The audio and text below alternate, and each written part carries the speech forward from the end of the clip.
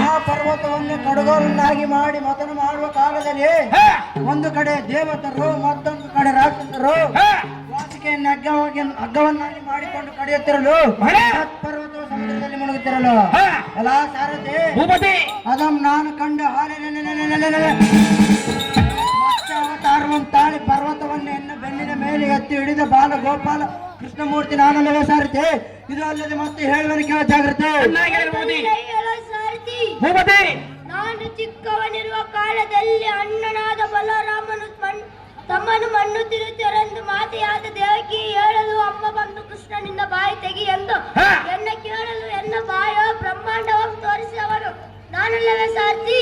ಮತ್ತು ಇದಲ್ಲದೆ ಮತ್ತೆ ಹೇಳಲು ಕೇಳ ಶಾಸ್ತ್ರಕ್ಕೆ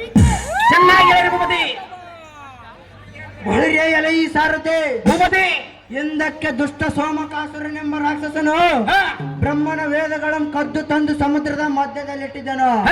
ಎಲ್ಲ ಸಾರಥಿ ದೇವ ಅದಂ ನಾನು ಕಂಡ ಕೂರ್ಮನ ಅವತಾರವಂ ತಾಳಿ ದುಷ್ಟ ಸೋಮಕಾಸುರನಂ ಸೀಳಿ ಬ್ರಹ್ಮನಿಗೆ ವೇದಗಳನ್ನು ತಂದು ಕೊಟ್ಟವನು ನಾನಲ್ಲವೇ ಸಾರಥಿ. ಅದಲ್ಲದೆ ಮತ್ತೆ ಹೇಳುವನು ಕೇಳ ಜಾಗೃತಿ. ನಮ್ಮ ಮಾವನಾದ ಕಂಸಾಸುರನನ್ನು ಪುತನಿ ಎಂಬ ರಾಕ್ಷಸನನ್ನು ಕಾಸನು. ಆ ಪುತನಿ ತಾಯಿ ವೇಷಂ ತಾಳಿ ಎನಿಗೆ ಹಾಲು ಉಣಿಸಿ ಒಂದು ಸಮಯದಲ್ಲಿ ಹೊಲಲೆ ಎಂದನು. ಅದನ್ನು ತಿಳಿದು ಆ ರಾಕ್ಷಸನನ್ನು ಕೊಲ್ಲಿದೆ. ಆ ರಾಕ್ಷಸ ಅಂತ ನಾನೆಲ್ಲ ಸಾರಥಿ. ಮತ್ತೆ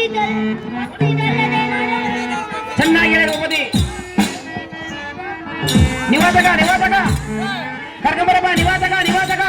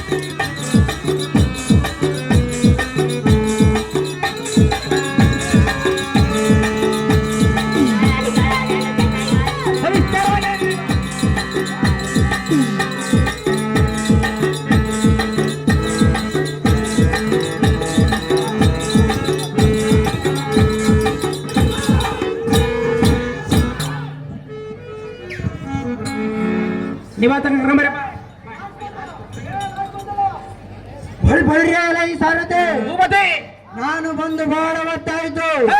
ಗೋಕುಲ ನಗರದಲ್ಲಿ ಗೋಪಿಕಾ ಸ್ತ್ರೀಯರೆಲ್ಲ ಕೃಷ್ಣ ಕೃಷ್ಣ ಎಂದು ಎಷ್ಟು ನೆನೆಸೋರೇನು. ಆದ ಕಾರಣ ಗೋಕುಲ ನಗರಕ್ಕೆ ಚೋಟಿಯಿಂದ ರಥವನ್ನು ಮೀಟುವಂತ ನಾವು ಸಾರಥಿ ಹೊಡಿಸು. ಜಯಬೇರಿ ಜಾಗೃತಿ. ಭೂಪತಿ ನಾವು ಬಂದು ಬಹಳ ಹೊತ್ತಾಯಿತು. ಗೋಕುಲ ನಗರದಲ್ಲಿ ಗೋಪಿಕಾಸುರರೆಲ್ಲ ಕೃಷ್ಣ ಕೃಷ್ಣ ಎಂದು ಎಷ್ಟು ನೆನೆಸೋರೇನು. ಆದ ಕಾರಣ ಗೋಕುಲ ನಗರಕ್ಕೆ ಚೂಟಿಯಿಂದ ರಥವನ್ನು ಬಿಡುವಂತ ನಾವು ಸಾರಥಿ ಒಳ್ಳೆಯದು ಭೂಪತಿ. ಪೀಠವನ್ನು ಅಲಂಕರಿಸಿರಿ ಜಾಗ್ರತೆ.